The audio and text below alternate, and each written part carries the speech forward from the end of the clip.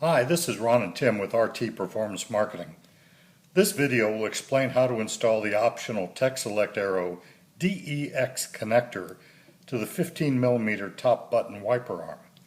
This type arm is readily identifiable by the slot on each side of the saddle, right there.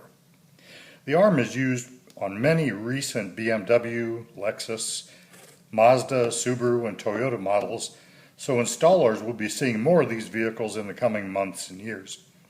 The DEX connector has an X molded right into the top, so it's easily identifiable. To release the retainer, squeeze the buttons on each side of the clip. Both buttons must be squeezed at the same time and then lift the retainer up.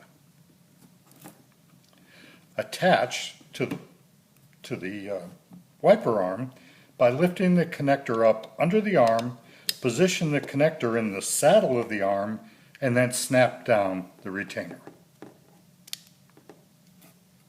It's not a difficult installation, but our techs must understand how it works. The new DEX connector is now available in bags of 10 connectors per bag right through MPC. Thank you for watching, and we hope this was helpful.